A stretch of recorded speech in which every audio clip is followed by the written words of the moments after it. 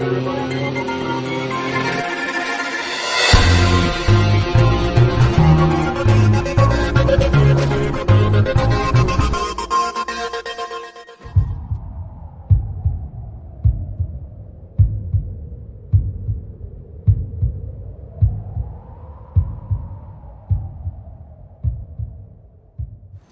на нас повторно во вашите домови, драги мои. Македониум вечерва со едно ветување од пред известно време, кога истиот млад господин беше наш гостин и кога ветивме јавно дека ќе го проследиме заедно со вас излегувањето во печат или промоцијата на она што тој подготвуваше долго време наназад.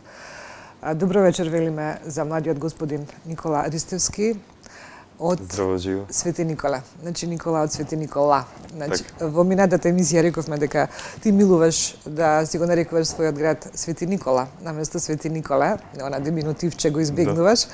И навистина е така кога ќе размислите малку подобро, а како што јас пак милувам да те најавам тебе во еден контекст дека секој град без да знае или секое место има личност која за сите други жители на тоа место и наместо нив ги прави истражувањата, ги прави своите видувања, своите теории за историјата, за древноста, ги собира сите оние податоци и нешта кои што секојдневието ги занемарува, нели, секому според она што му носи денот. Ти си еден од тие луѓе што го правиш сето тоа за твојот град и наместо сите твои сограѓани, би рекла. Она што ти го правиш, тоа е веројатно твој порив многу одамна, гледачите имаат можност да го проследат, оние што се занимаваат со тие теории, тие сознанија, тие информации, оние кои ги интересираат тие информации, може да те прочитаат преку Лоза. Меѓутоа сега веќе може да те прочитаат и преку ова што еве виде бел ден, имагинариумот за кој што говоревме во изминатата емисија, сега е веќе конкретно ставено на хартија, или јас би рекла се она што ти си работел сите овие години е веќе вообличено во една пишана форма да остане за секогаш и за сите идни генерации кои што ќе се заинтересираат за овие теми. Пред да те најавам јас би сакала ти да ми помогнеш, бидејќи во сите твои гостувања, како доаѓаш во Македониум, те најавувам на различни начини. Да. Значи, ако првиот пат беше самостоен истражувач низ македонските теми и публицист, а вториот пат веќе беше научен соработник, така те најавив на многу важни или многу компетентни, би рекла, истражувачки групи, што беа вклучени околу истражувањата на геоглифот во Свети Никола. Сега како би можела да те најавам? Овој третиот пат. Никола од градот на Свети Никола, како што ме најави, здраво живо. Трет пат во Македониум, ти благодарам за поканата и за целата поддршка, безрезервна која што ми ја даваш. Сега би можела слободно да ме најавиш како писател, не само како публицист и истражувак, туку како писател, како научник и во Македонија, веќе сум дел од Институтот за наука и култура при Меѓународен славјански универзитет Гаврило Романовиќ државен во Свети Николе.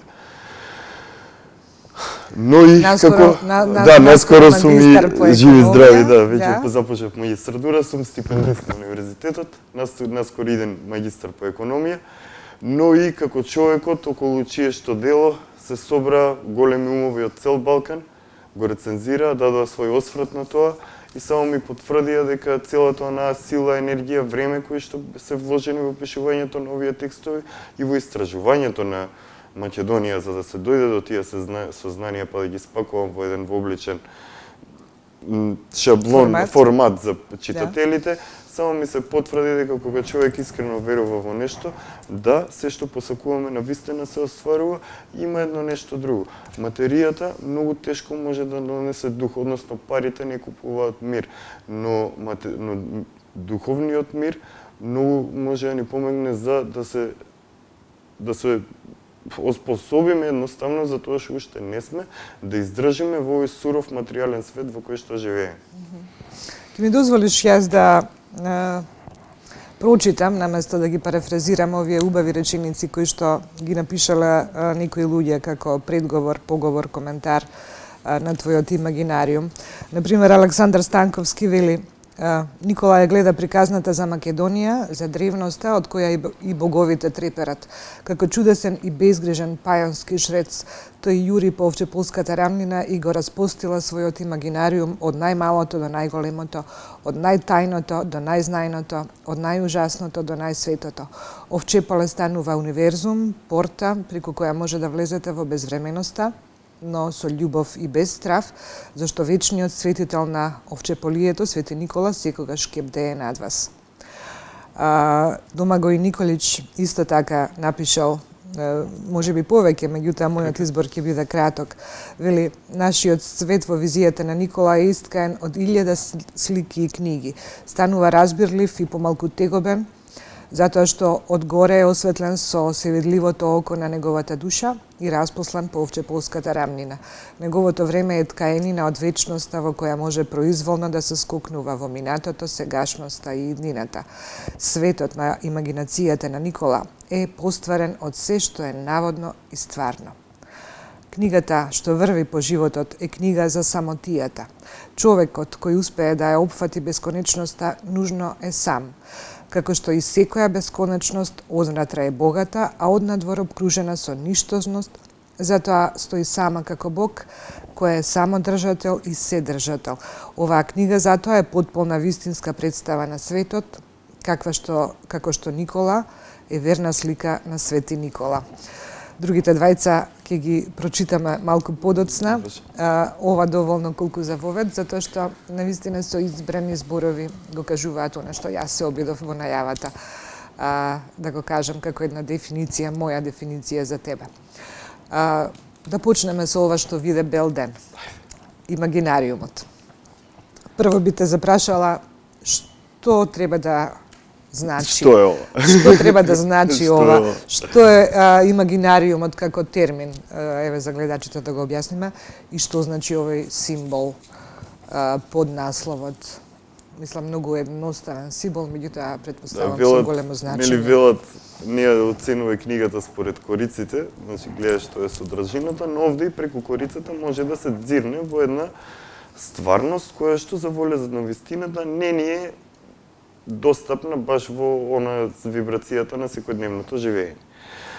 Имагинариум е книга со мои собрани авторски текстови, пишувани во периодот од 2011 до 2016 година. Книгата е поделена на 4 делови. Како што можете да видите на корицата, на насловната страна, има една точка со огромен круг околу неа. Тоа е алхемискиот символ за злато, односно сонце, и еден од најдревните символи за сонцето, а одоздоле пишува сонце, затоа што самото изговарање на дзе си создава одредена вибрација во етерот, која што упатените во древните учења знаат што значи тоа. А ја знае и обичниот народ, затоа што се уште на децата, нели, им велиме дзе, односно кога го изговараме тој збор, имаме поголема можност да дзирнеме зад превезот на илузијата на материјалниот свет. Насловот Имагинариум, долго време се чудев, еден ден кога ќе... Ова е прв дел од Имагинариум, вториот дел ми е веќе спремен, живи здрави, пробува да го прочитаат читателите, да легне, да видам реакцијата потоа. Имагинариум, насловот, ми е инспириран од филмот Имагинариумот на доктор Парнасус на режисерот Тери Гилиам, последниот филм на актерот Хит Леџер, кој што продолжи со снимањето со неколку други актери за да може да биде завршено снимањето на филмот. Во тој филм има доволно окултна символика и мистични символи за да упатените во тие учења, кога ќе го видат овој наслов, имаат малце во предвид што може да очекуваат во оваа книга, како со наслов инспириран од филмот со слично име. И самиот збор Имагинариум значи нешто што е дојдено од имагинацијата, но ако го разложиме на слогови, по денешен наш македонски јазик, можеме да ги прочитаме трите зборови маг, нари ум, односно маг волшебник, наре калинката и ум е она што не држи во борбата во изучување на древна Македонија. Само би забележала дека и Македониум завршува со ум. Да си ми жива и здрава. Баш така, Македониум. Да. Книгата ми е посветена на Македонија. Значи не на Република Македонија, туку на Македонија, тоа е еден малку поширок поим. Така, Македонија е многу повеќе идеја отколку што се овие наши географски граници. Александар Станковски во на неговите текстови вели состојба на свест. Ето така. Правилно дефинирање. Ми е мило и драго што рецензијата за книгата ја напише почитуваниот уметник Александар Станковски, кој што е инспириран од содржината на книгата и тоа како него го инспирирало да ја напише таа рецензија, создаде и слика насловена како Имагинариум. Предговорот е на мојот драг пријател, другар, побратим, колега, соработник, професорот Домагој Николич од Супербенери Research Group. Свој коментар даде за книгата даде и господинот Стојчо Керев од Бугарија, еден од наименените новинари во Бугарија, автор, уредник и водител на емисијата Новото познание, поранешна въпросна гледна точка, а со поговор, односно завршен коментар за книгата, ми се вклучи исто така мојот драг пријател, соработник, почитуваниот господин Велимир Абрамович од Србија. Ето, јас би сакала и нив да ги прочитаме, затоа што јас, особено господинот Велимир Абрамович, го почитувам толку многу што постојано ги следам сите негови пројави на овој или оној медиум, особено преку интернет во последно време. Например, Велимир Абрамович вели, авторот Никола Ристовски со оваа книга докажува дека денешна Македонија е жив извор на светската цивилизација. Имагинариум со светлината на висшиот ум ги осветлува нашите скриени знаења и го буди внатрешниот вид. Македонија е катена мунди, папокот на светот на светската научна духовност, која ќе го обедини човештвото. Таа преобразба веќе започна и не може да биде сопрена. Ова е многу важно и многу ми е драго што еве ти како поговор го имаш дури и потенцирано на кориците од твојата книга, затоа што ова е нешто што го говориме сите ние македонисти цело ова време, сите овие години наназад. А еве ни го потврдуваат и пријателите од соседството. Не само пријателите, туку едно значајно име, како што е Велимир Абрамович, кога го пишува, навистина е потврда. И драго ми е околу срцето кога ги читам овие негови зборови.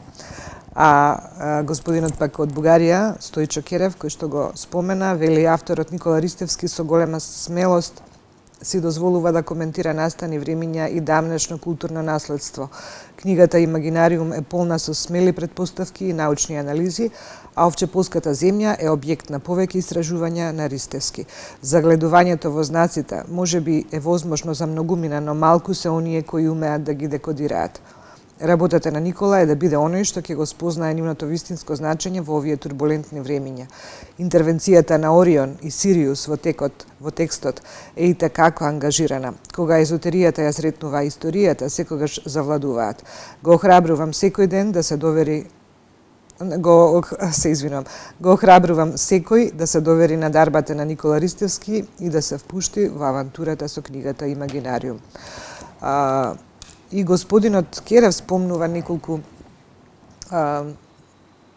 интересни формулации на некои нешта, што ми дава заправо да помислам дека не случајно се собрани сите овие имиња како луѓе што ја поддржуваат содржината на ова што си го напишал.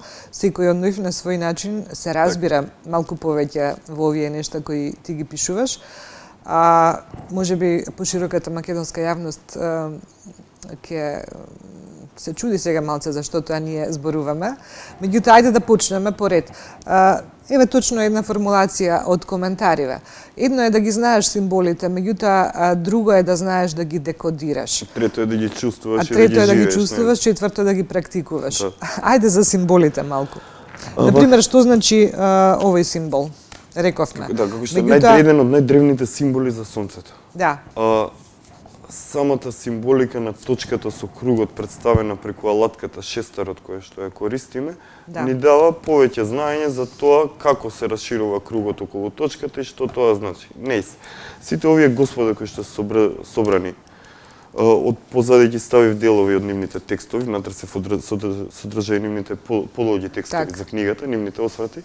Со сите нив всушност јас соработувам, дури со господинот Стојчо Керев од Бугарија, пишувам под псевдоним на неговиот вебсайт новотопознание.com. Значи, мене ми е многу мило што на своји 32 години, попатно кај 33-та, дочекав да она што го пишував, да биде не само прочитано, разбрано, туку и луѓе од различни области кои што имаат познавање во темите офатени во оваа книга да го поддржуваат да продолжи. Како урник, како што знаат оние кои што ја следат мојата работа во последните 6-7 години, како урник го имам делото на лозарите, односно младата македонска книжевна дружина од пред 120 кусур години. Тоа се онаа млада македонска интелигенција која што всушност има инициирано најголемата борба за слобода пред крајот на предминатиот век и почетокот на минатиот век.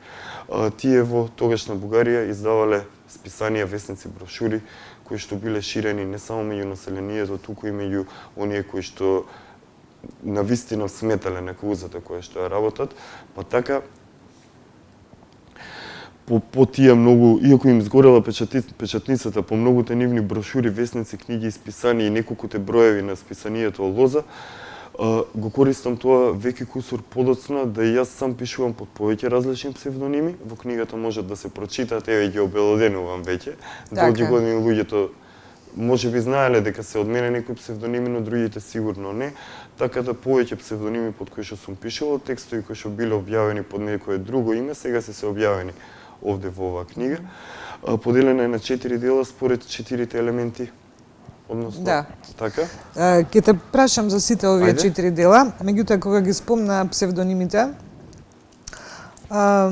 може и да ги прочитаме еден по еден. Да, не мора. Добро, ќе си ги прочита. Ќе си ги прочита. Да, главен е Дедоварадин, само главен е Дедоварадин. Дедоварадин, Серафим Александров, Робин Луд. Така. Темјана Александрова. Горно-македонски, да. Дамјанов Чеполски и така натаму и така натаму. Меѓутоа сакам да те прашам во овој контекст следново што ми паѓа на памет, дали тоа се должи на она што јас и ти сме го говореле, дека нели ако студираш економија, веројатно првото прашање на некакви компетенции во наводници кои треба да одобрат да објават и така натаму ќе кажат што па ти сега економист пишуваш текстови за езотерични текстови за древна Македонија или за символи и така натаму. Меѓутоа сега претпоставувам дека со твоето најново звање ти си веќе онака можеш без псевдоними да кажеш се што сакаш да кажеш, како што да, јавно можам да кажам веќе нешта, да, веќе да не се кријам под псевдоними, така. Книгата е под мој име и презиме. Вака, Марија. Македонија е мала земја и млада држава. Науката кај нас, кој како сака нека ме свати, е на низок степен на развој. Односно, ние воопшто немаме стигнато ни до мал дел од потенцијалот што го имаме како наука, па светот да не знае по научни достигнувања. Баш така, да, отколку по освен разни од блесоци македонски кои што обично на други точки од планетава Земја ги обнародуваат, ги објавуваат своите научни се повеќе има млади луѓе кои што се едуцирани или во Македонија или во странство, кои што работат во различни науки и со тоа се признаени, етаблирани, прифатени и работат и во други странски институции и универзитети. Кај нас, како што можеме да забележиме, затоа јас работам со Super Brain Research Group веќе 3 години, таму ние сме мултидисциплинарен тим, затоа што не може, пример, десното око не може да си го види левото и левото не може да си го види десното. Значи, една наука не може да ја види целата слика за едно одредено нешто, затоа користиме мултидисциплинарен пристап, поглед преку повеќе гледни точки, преку параметрите на повеќе науки, за да добиеме ние слика за она што всушност го истражуваме. Како Super Brain Research Group. Веќе ми е чест и задоволство да објавам дека сум научен соработник во Институтот за наука и култура при Меѓународен славенски универзитет, како што кажав, кај нас во Свети Николе. Директорот, почитуваниот господин доктор Јордан Ѓорчев, го препозна мојот труд сите овие години и за разлика од официјалните институции кои што се бават со такви работи, ми даде помош со тоа што учествува во издавањето на книгите преку неговата издавачка куќа Меѓународен центар за славенска просвета. Веќе по тој Институт за наука и култура ќе ги објавам 3 научни трудови кои што се за геоглифот, а ќе објавам и други кои што ми се веќе спремни. И ми е многу мило што покажав и докажав сам на себе прво дека она што го имам учено и завршено, односно менеджмент на организација, управување на организација, заедно со работното искуство, кое на страна од оваа работа на култура и промоција, највеќе искуство имам во продажби и во маркетинг, сега си го соединив на едно место, па така да ова е производот во кој што најмногу верувам, кој што си е самоделски, сам сум си го создал, сам сум си нашол начин, нормално со помош на виша сила и мили и драги луѓе, да го објавам, па така да читателите во наредниот период ќе можат доправо да читаат нови книги од Овче поле, затоа што се веќе спремни и ги печатиме една по една. Така. Ајде, кои се тие 4 дела од кои што е составена оваа книга или 4 целини на кои што преку кои што ти кажуваш се што имаш да кажеш? На местововед го имам ставено текстот со наслов Многу лага и измама versus троа вистина. Книгата започнува со овој символ. Читателите, за да не ги покажуваме на камера, читателите кога ќе ја видат книгата, ќе им стане јасно за што станува збор. Сега ќе ги кажам 4 дела еден по друг. Пола и повеќе од книгата се текстови за Македонија, односно за Македонија денешна, во каква што живееме, за начинот на кој што не манипулираат средствата за јавно информирање и тие егрегори кои што сакале неќеле владеат со оваа тридимензионална реалност во која што существуваме, но и за потенцијалите кои што ги има не само државата Македонија, односно Република Македонија, туку и цела Македонија. Потенцијалот за воеднина. Јасно ја го осликувам нивото на свест и на свесно и на несвесно колективно на нашиот народ сега и на генерациите кои што живееме овде и да се надоврзам на воведот во емисијата. Да, ова е прв ваков сериозен зафат во не знам колку години, можеби воопшто во историјата, наеднаш еден човек да напише, уреди и објави толку книги од Овче поле, иако не се сите конкретно за Овче поле, но текстови за Овче поле се содржани во скоро сите од нив.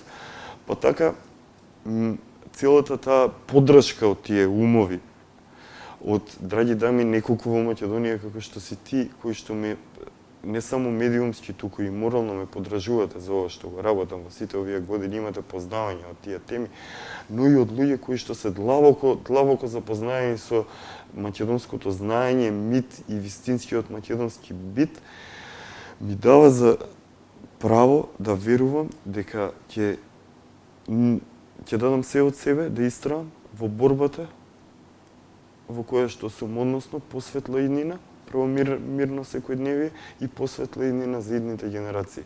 Затоа што како капацитет ние имаме се што ни е потребно за да се живее, за да сме се живи и здрави, за да живееме мирно и спокојно дома во Македонија.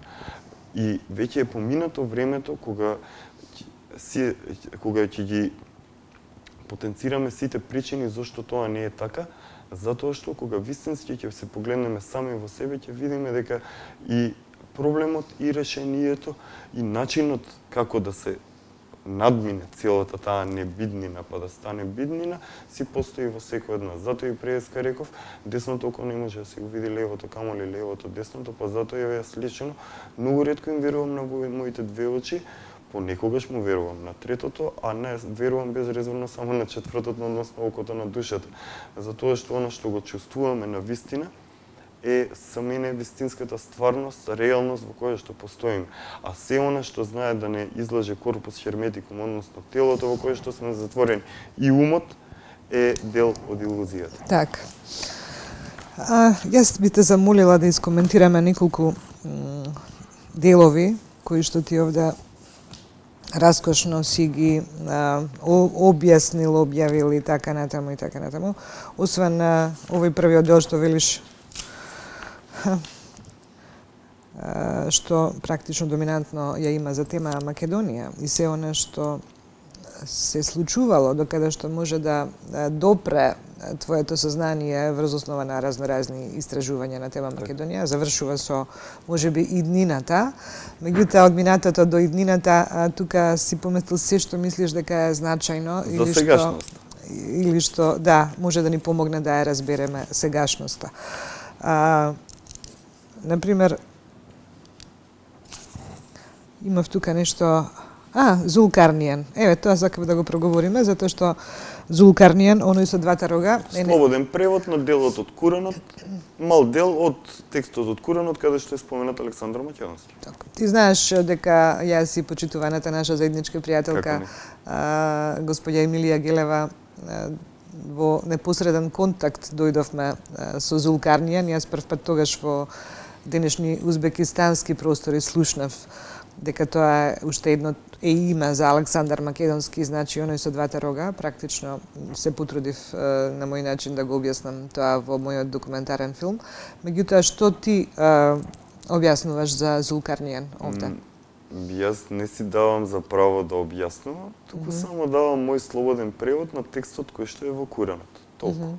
Што вели текстот во Куранот? Нека прочитат читателите, ќе речеме пак, така? Добро, нека биде така. Мое подолго објаснување за влијанието на Александар на денешната наша свест и за неговото значење во човечката цивилизација и во историјата на Македонија има во истата тој дел од книгата за Пеони и Александар во текстовите Древното знаење на Александар и Александар Македонски и Република Македонија.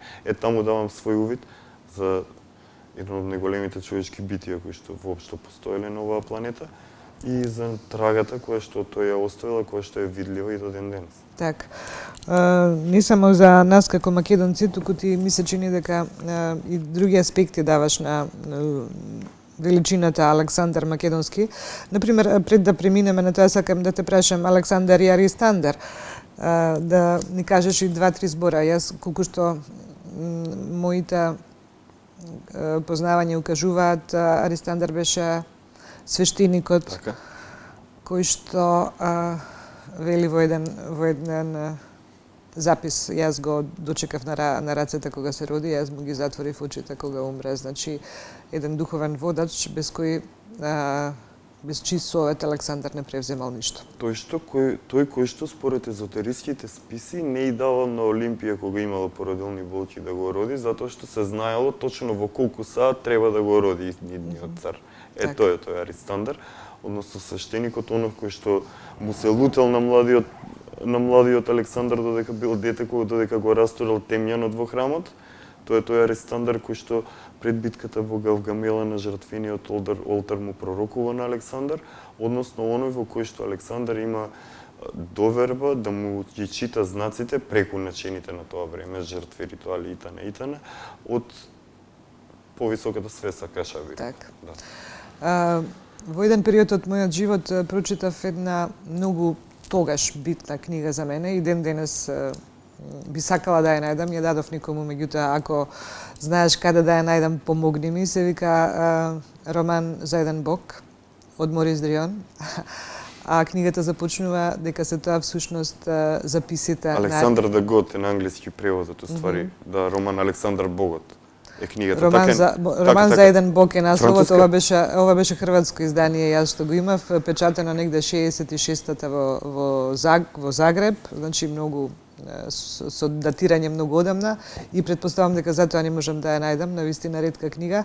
Еве те прашувам и тебе, ги прашувам. Ја читав во американска библиотека таа сум ја читал оваа книга, нова американска библиотека на англиски.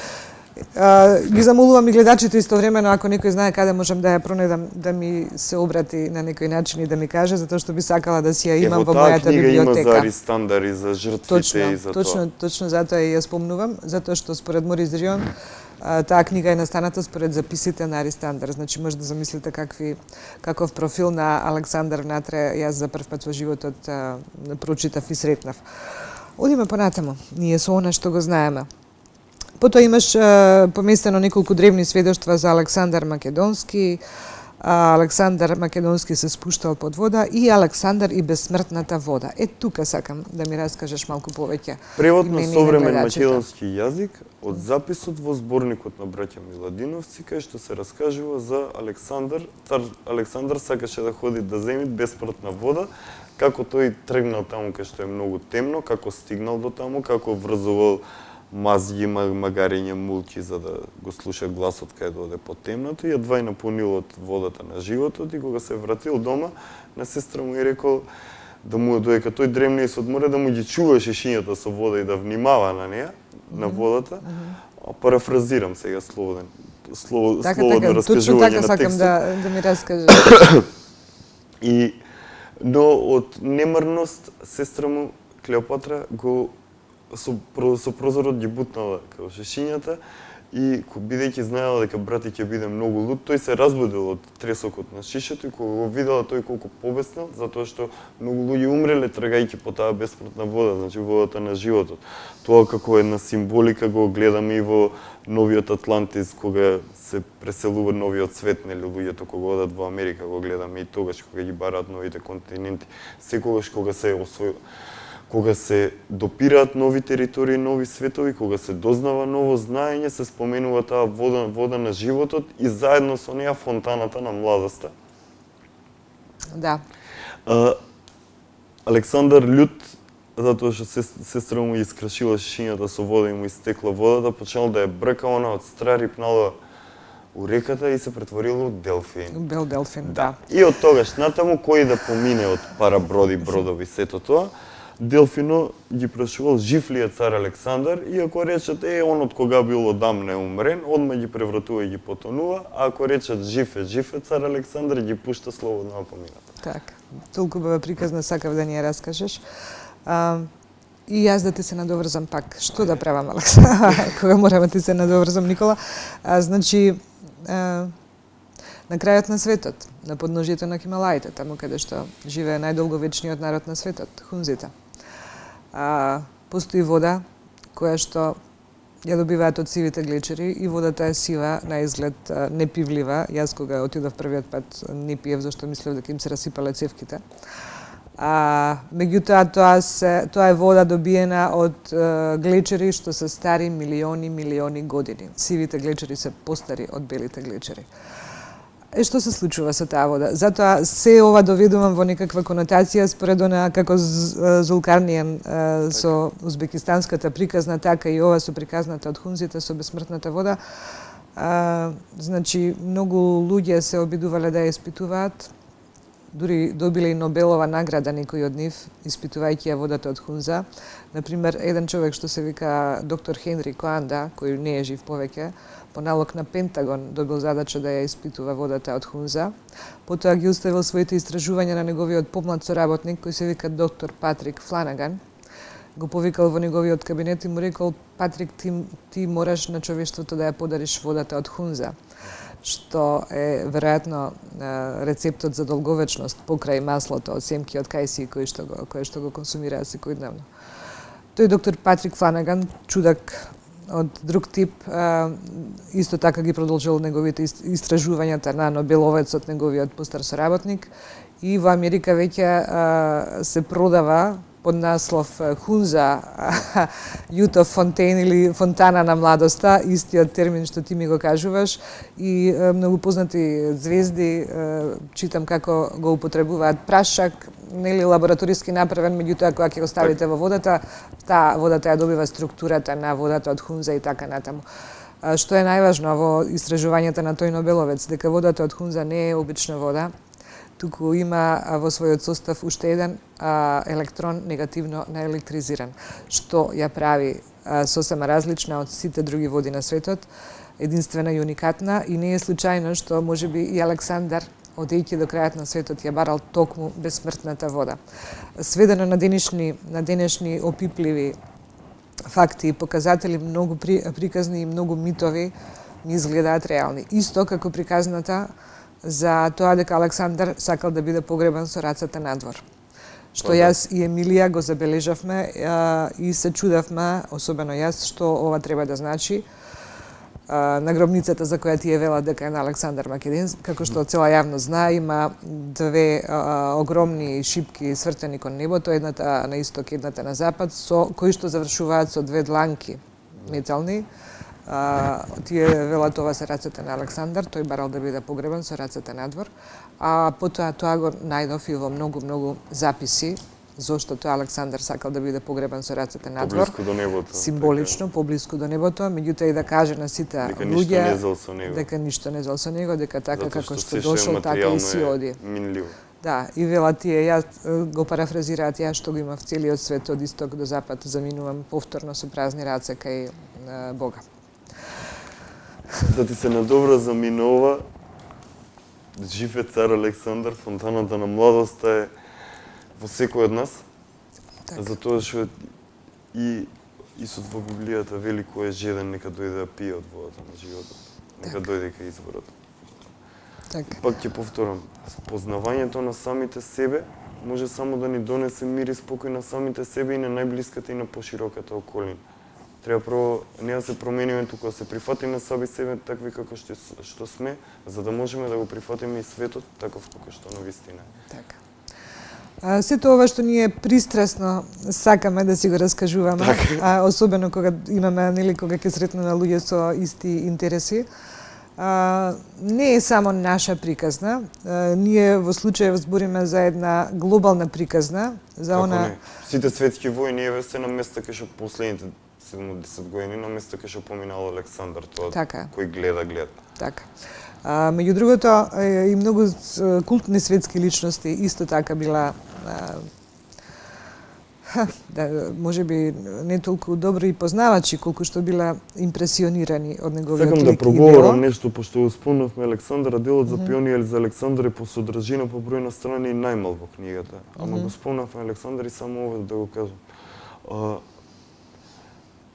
Сметам дека ние, македонците, треба да внимаваме малку повеќе со гордоста и суетата, односно со тоа удирање во гради, еве ние каков ген и корен имаме, да никој не може да ни го одземе тоа, односно генот и историјата и наследството кое што го имаме, но затоа што во 91 година за оваа држава не е имало ни војна, ни за 91 да ова биде држава.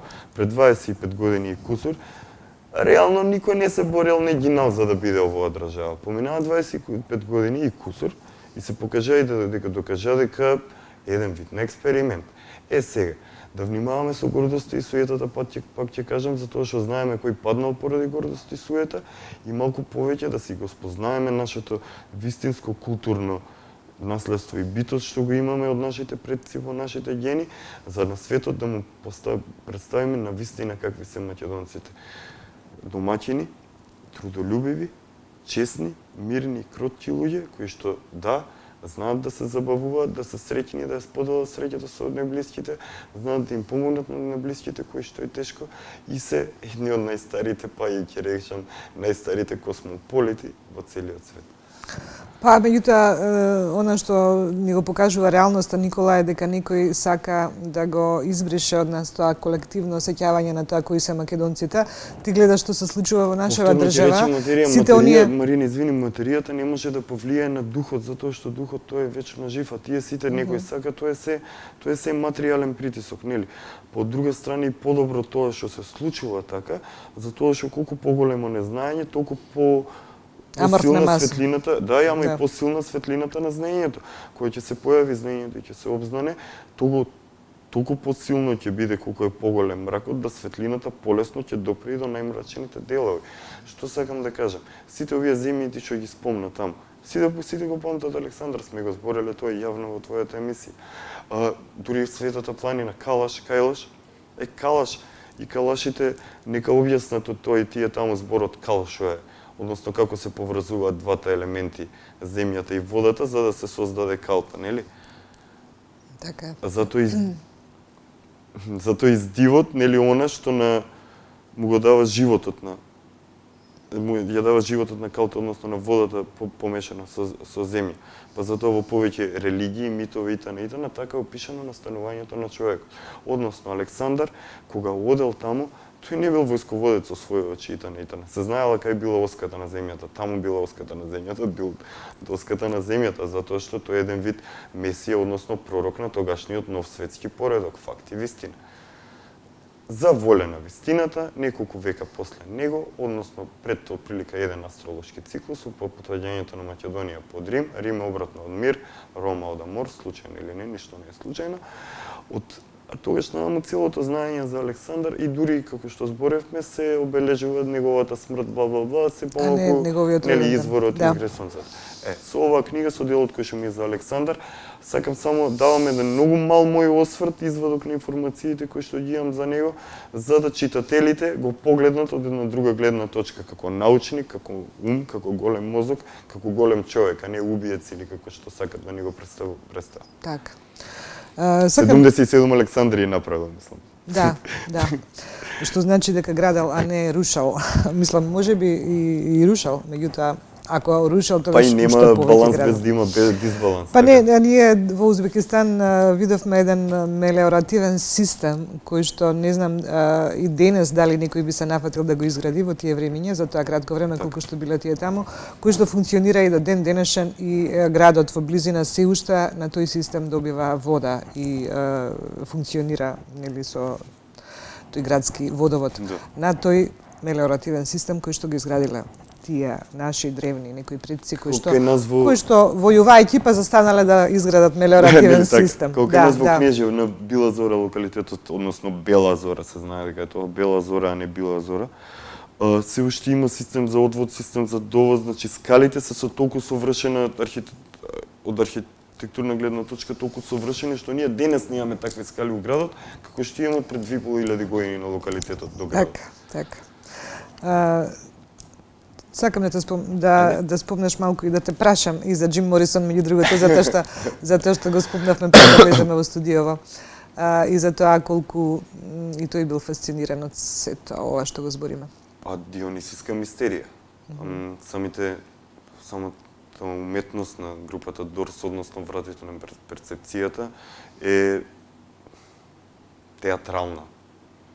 Содржи еден ритуален карактер.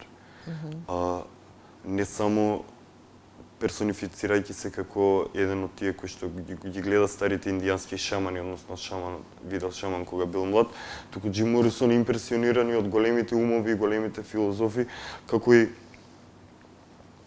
еден од најголемите луѓе на сите времиња кои што живеел на оваа планета, Александар Македонски. Па така, не само што надворешниот физички изглед и однесувањето спрема најблиските му било во таков стил, па и текстовите кои што ги пишува и она кое што тој го поминува е еден вид на дионисиска мистерија, односно истото нешто кое што го живеел Александар. И дури во еден од непознатите стилисти во Холивуд во тоа време, во неговата автобиографија пишува за првиот настап на Дорс на телевизија, требало да му ја прави косата и како сакаш да ти ја направам косата, изведал слика на Александар Македонски носел во него, значи до толку бил обседнат со него. Да. Дури Пинк Флойд во Life in Pompeii, ликот на Дейвид Гилмор му се менува со ликот на Александар во куќата на Пауно, тоа ствари кај што е мозаикот на Александар од Помпеја и таму, затоа што не само на езотериско ниво, Марина, туку не само на цивилизацијско, на културно, туку на битово во нашиот бит што го носиме. Колку и да ни велат, нели, што таа историја, дајте сега како ни е, нели, иднина, бла-бла. Да. Ние сме толку мала земја со различен генетски код од она што го гледаме ние како развиен свет, што не смееме веќе да си дозволуваме ни да се обидуваме, да се адаптираме според нивниот начин на живот, управување, економија и се пропратно со тоа. Затоа што си имаме свој бит, свој гени, старите ни оставиле и свој поглед на свет, едноставно, кој не може да се идентификува со ничи друг. И затоа се надевам дека после толку години независност на оваа држава, конечно ќе се ослободиме и ќе бидеме независни, суверени и самостојни, односно само издржливи. Економист сум по професија, нема друга логика. Клучниот збор го спомена за крај на емисијава, јас сакам така да ја завршиме, за самоиздржливоста. Значи тоа, ти си економист, еве и магистар по економија, уште малку. Самоиздржливоста може различно да се аспектира. Ако се аспектира како една микродефиниција, самоиздржливост, значи нели човек да смисли како ќе стане независен сам за себе, без нели да бара социјална помош, ова она или не знам што. Ресурсите кои што му ги дала природата. И околностите, нели, како ќе употреби својата интелигенција за да си ја обезбеди својата екзистенција. Јас тоа така би го нарекол. Истото тоа важи и за една макродефиниција, значи на еден колективитет или на една мала држава како што е нашава. И никој не може да ме убеди дека ние мораме да земаме кредити од светски банки, дека мораме овдека да се задолжуваме со разноразни еврообврзници, вакви обврзници, такви обврзници и на тоа да се темели целата економија. Ако се земат тие урници по светската економија како иде, да, тоа е правецот. Инфраструктура, кредити, бла-бла. Ама, има нешто друго. Што е реално, што е реалност, што е вистина, што е вистинито. Значи, живеам во град со 15.000 жители, присутни не сме ни 10.000, значи сите са си одселени, човек, никој не. Да. Сега, нема нови генерации што знаат да обработуваат земјата. Јас се надевам дека нема да им бидам многу досаден на посетителите кога ќе дојдат на промоција, затоа што спремаме на мала презентација за потенцијалот на овче поле, потенцијалот со работен наслов, потенцијалот на древното овче поле во новиот светски поредок. Така да, на 18 февруари, во Меѓународен славјански универзитет во Свети Николе, точен саат ќе објавам на мојот вебсайт nikolaristovski.com, на loza.mk и на Facebook страната на Имагинариум, книгата Имагинариумот на доктор Сонзе, точно колку саат ќе биде промоцијата, ќе биде денски. На 18 февруар сите заинтересирани, ви секако, сите заинтересирани гледачи, читатели на Лоза.мк, потенцијални туристи во Овче поле се добродојдени да присуствуваат на промоцијата на книгата Имагинариум. Така. И на зборникот за Овче поле кој што е веќе готов и го подготвуваме за печатење. Таму ќе изнесам едно свое видување за она не зашто не чини, туку зашто чини всушност кај нас и начинот на кој што ние можеме да станеме само издржливи. За да не должам многу, кратко и јасно вака. Овче поле како регион не е мал. Располагаме со доволно природни ресурси за да си го олесниме животот, не само на нас, туку и на целата држава. Самото тоа што имаме толку многу сончеви часови, сонце, ветер, под земја толку многу вода, можеме да го искористиме, да го употребиме разумно, целиот тој дар природен, за да си ја вратиме водата на почвата, за одново да ја почнеме да обработуваме земјата и да садиме култури кои што ни требаат. И конечно, не мора тоа на државно ниво, еве се надевам дека и покрај сите коченици, препреки, затварање на врати, недозволување за промоција на начин соодветен на новото време, ред и поредок во кој што живееме, дека и покрај сите тие негативни односи од официјалните институции, дел од официјалните представници, секоја чест на исклучоците, дека конечно ќе имаме време да заедно да го разработиме планот за самоиздржливо овче поле. Самоиздржливоста може да дојде само преку меритократија, односно кога секој ќе работи работна позиција за кое што има доволно образование и или работно искуство, но и потенцијал за усовршување. Па така, фино лепо ние, се извинувам за изразот, и па така многу убаво и едноставно би можеле да израчунаме колку продукти користиме како население во Овче поле во текот на едната година, што од тоа произведуваме кај нас, што ни фали, а можеме да го земеме од околните региони во Македонија, а што е неопходно да се увезе, нели, од странство. Кога на тоа ќе го видиме капацитетот, што произведуваме реално, колкава земја стои необработена, што ни треба, ќе најдеме доволно семенски материјал и услови за да се поделат на тие луѓе што треба, но и неопходно е создавање на регионален центар за откуп со строго фиксирани цени, затоа што целото тоа адаптирање на како работеле другите пазари прави да ако продолжи вака, во догледно време ќе има социјален немир, односно земјоделецот на веќе му е преку глава да едва и да трпи крај со крај и да работи за ништо, уствари. Така. Тоа е тој социјален немир што ни се наговестува ако нештата не се сменат, односно ако пристапот кон управувањето, односно менаџирањето на економијата на она што го имаме како регион, не се смени и не е соодветен на времето во кое што живееме. Ти благодарам многу, оние што ќе дојдат ќе слушнат и малку повеќе. Драго ми е што првата јавна промоција, тоест предпромоција на Имагинариум се случи во Македониум. Како што ветивме, така и направивме. Ти посакувам многу успех, Никола, во се она што ти следи, во она што допрва имаш намера да го правиш како проект. И она што нашиот народ вообичаено го кажува. Јас сакам да се заблагодарам, Марина, на нашиот народ, да сте ми живи и здрави. Тоа јас сакам да ти кажам, да си ни здрав и жив и да слушнеме уште многу убави нешта што ќе произлезат од твојот ум, како овој имагинариум што ни го донесе денеска. Убаво кажа Никола, почитувани наши, да сте ни здрави и живи и да се видиме повторно и во наредниот Македониум во исто време. Пријатно од нас.